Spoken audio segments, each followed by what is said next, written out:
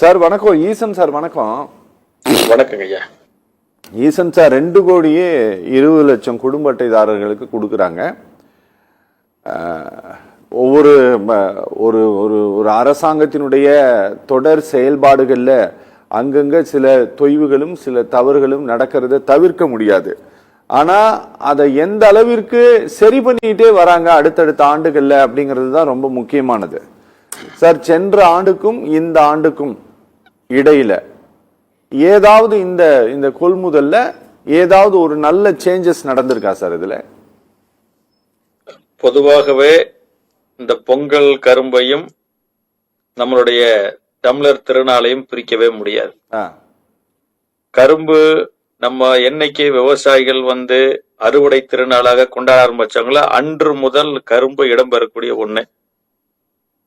இது ஒரு உணர்வு பூர்வமான விஷயமும் கூட. இந்த கரும்பு கொள்முதல் என்பது 1984 கலைஞர் அவர்கள் முதல்வராக இருக்கும்போது அந்த ஒரு கரண கரும்புன்னு சொல்லி ஒரு கால் கரும்பு கொடுக்கறது திட்டம் தொடங்கப்பட்டது. ஓகே. 2014 அம்மா ஜெயலலிதா அவர்கள் ஆட்சியில் இருக்கும்போது முழு கரும்பு கொடுக்கற திட்டம் வந்துச்சு. சரி. 2022 ஐயா மாண்புமிகு முதல்வர் மு.க. ஸ்டாலின் அவர்கள் ஆட்சிக்கு வந்த உடனே அந்த 2022 பாத்தீங்கன்னா கரும்பு கொள்முதல் பண்ணுவாங்களா மாட்டாங்களான்னு கடைசி வரைக்கும் பிபிஏ விவசாயிகள் எகிர வச்சு கடைசி நேரத்துல கரும்பு கொள்முதல் கிடையாதுன்ட்டாங்க. சரி. நாங்க 1000 ரூபாய் பணமா கொடுத்திருக்கிறோம்ல, 1000 ரூபாய் பணத்துக்கு நிறைய கரும்பு விவசாய பொதுமக்கள் வாங்குவாங்களே, நாங்க கொடுத்த ஒரு கரும்பு தானே கொடுக்கறோம். நாங்க கரும்பு கொள்முதல் பண்ண நீங்க கரும்பு குட்டைங்கிறீங்க, ஒடிஞ்சு போச்சுங்கிறீங்க, ஊழல் பண்றாங்கிறீங்க, எங்களுக்கு எதுக்கு அவப்பெயருன்னு சொல்லி அந்த கரும்பு கொள்முதல் நிறுத்திட்டாங்க. சரி. பொங்கல் கரும்பு விவசாயிகள் அங்கங்க சாலை மறியல் போராட்டங்கள் நடக்குது. எல்லா கட்சியிலும் அறிக்கை கொடுக்கறாங்க. சரியா 27/12/2022 அன்னைக்கு நாங்க தமிழக விவசாயிகள் பாதுகாப்பு சங்கத்தின் சார்பில் எங்களோட 117 பேர் சென்னைக்கு போய் கரும்பு கொள்முதல் பண்ணியே ஆகணும். ஏன்னா கரும்பு விவசாயிகள் பொங்கல் கரும்பு பயிர்விட்டு உற்பத்திக்கு தயார் பண்ணி அறுவடைக்கு தயாரா இருக்கிற நிலைமையில் நீங்க வேண்டாம்னு சொல்றது விவசாயிகளை கடுமையான இழப்பை ஏற்படுத்தும். நீங்க குறைந்தபட்ச ஆதார விலை வேணும், கொள்முதல் வேணும், டெல்லியில் இருக்கிற விவசாயிகளுக்காக தீர்மானம் போடுறீங்க. தமிழ்நாட்டு விவசாயிகளுக்கு அந்த கொள்முதல் நிறுத்துவது என்பது ஆகாதுன்னு சொல்லி தலைமைச் செயலகத்துல பேச்சுவார்த்தை நடத்தி அந்த பேச்சுவார்த்தை தோல்வியுற்று எங்களை எல்லாம் கைது செய்து சிறைப்படுத்துவதற்கு கொண்டு போயாச்சு. சரி. நீதிமன்றத்துக்கு போய் எழும்பூர் நீதிமன்ற வாசல்ல நின்று இருக்கிறோம், எல்லா பஸ்ஸுக்குள்ள உட்கார்ந்துட்டு இருக்கிறோம். பெண்கள் 12 பேர் இருக்கிறாங்க. அப்புறம் எங்களை நீதிமன்ற வாசல் நீதிபதி உள்ள கூப்பிடும் போது வேண்டாம்னு சொல்லி நிறுத்தி மீண்டும் எங்களை பேச்சுவார்த்தை கூட்டமா இப்ப கூட்டுறவுத்துறை செயலர் ராதாகிருஷ்ணன் ஐஏஎஸ் இருந்தார். ஐயா, நாங்க பேசிட்டோம், நாளைக்கு மதியம் 12 மணிக்கு அறிவிப்பு வரும், அதனால நீங்க கலைஞ்சு போலாம், உறுதியா 100% உங்க கோரிக்கை ஏற்றுக்கொள்ளப்பட்டதுன்னு சொல்லி சொன்னாரு. அப்புறம் மீண்டும் நாங்க கலைஞ்சு வந்தோம். அடுத்த நாள் அறிவிப்பு அதுக்கு அடுத்த நாள் அரசாணை வந்துச்சு. இந்த கொள்முதல்ல அன்றிலிருந்து போன வருஷத்து வரைக்கும் இடைத்தரகர்கள் மூலமாக மட்டும்தான், அது முழுக்க முழுக்க 2 கட்சி ஆட்சிக்கு வந்தாலும் ஆளுங்கட்சிக்காரங்க மூலியமா தான் கரும்பு கொள்முதல் பண்ணிட்டு இருந்தாங்க. இந்த ஆண்டு பாத்தீங்கன்னா மதுரை மாவட்டம் தவிர மற்ற மாவட்டங்கள்ல இடைத்தரகர் இல்லாம விவசாயிட்டே நேரடியா கொள்முதலுக்கு வந்திருக்கிறாங்க, அதிகாரிகள் வந்திருக்கிறாங்க. மதுரையை தவிர்த்து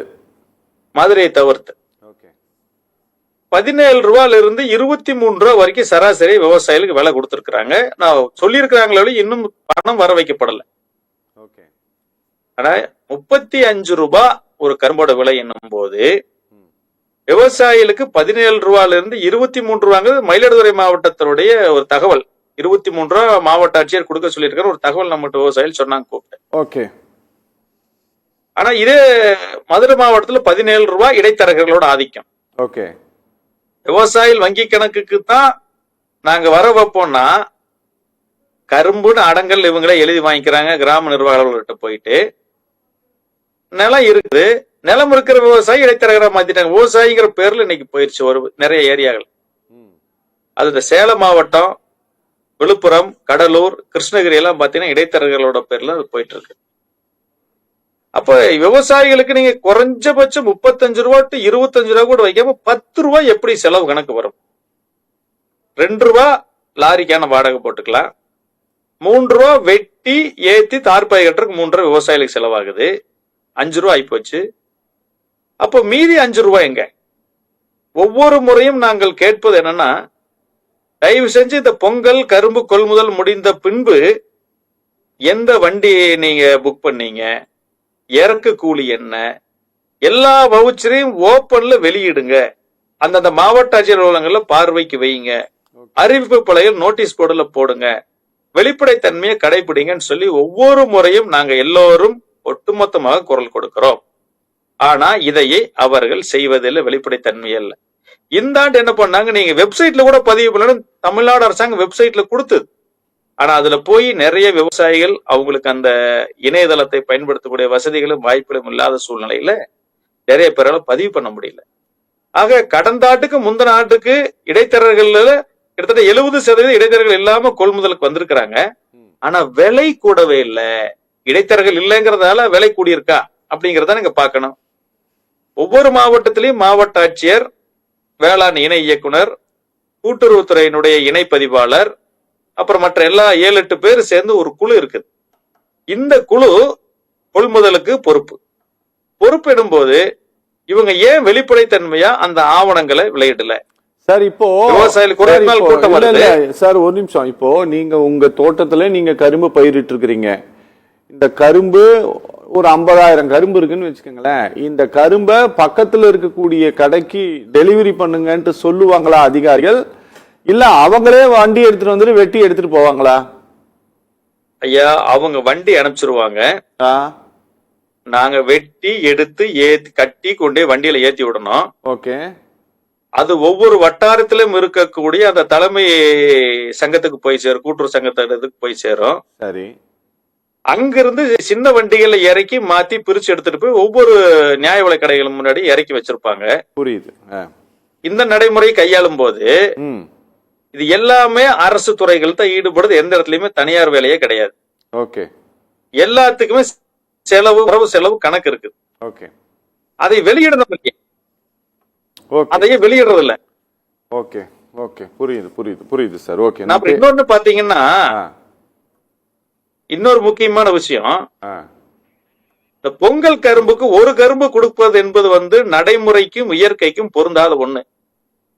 நான் ஒரு காலையில தை 1ஆம் தேதி என்னைக்கு எடுத்து ஒரு பொங்கல் பானை வச்சு உட்கார்ந்து இருக்கேன். ஒரு கரும்பு புடிச்சிட்டா நிக்க முடியும்? 2 கரும்பு கொடுத்தா தானே கட்டி வச்சு நிக்க முடியும். சரி. ஆக 2 கரும்பு பொங்கல் கரும்பு கொடுக்கறதுல ஒண்ணும் தவறு கிடையாது. சரி சரி. 2 பொங்கலுக்கு 2 கரும்பு கொடுக்கணும்னு நாங்க நிறைய தொடர்ச்சியா கோரிக்கை வச்சுக்கிட்டே இருக்கிறோம். சரி. ஆனா இது வரைக்கும் அந்த கோரிக்கை ஏற்றுக்கொள்ளப்படவே இல்லை. கடந்த ஆண்டை விட இந்த ஆண்டு சில குறைபாடுகள் களையப்பட்டிருக்கிறது. அதை நாங்கள் வரவேற்கிறோம். ஓகே. அதே சமயம் விவசாயிகளுக்கு உறுதியான சரியான விலை வெளிப்படைத்தன்மையோடு வழங்க வேண்டும். வங்கி கணக்குல வழங்கணும்னு முடிவெடுத்திருக்காங்க, மகிழ்ச்சி. ஆனால் என்ன வழங்கப்படும், எவ்வளவு வழங்கப்படும்? 35 ரூபாய் எனக்கு கரும்புக்கு நிர்ணயம் பண்ணீங்களே, எவ்வளவு செலவு, எதுக்கு செலவு, எதுக்கு எவ்வளவு கழிச்சீங்க, எனக்கு எவ்வளவு கொடுத்திருக்கீங்கன்னு கணக்கு வெளியிடணும் இல்ல? ஓகே. வெளிப்படைத்தன்மை இல்லாதால இப்ப விவசாயிகள் அள வேண்டிய சூழ்நிலைக்கு வந்து சேர்றாங்க சார். Okay sir. ஓகே.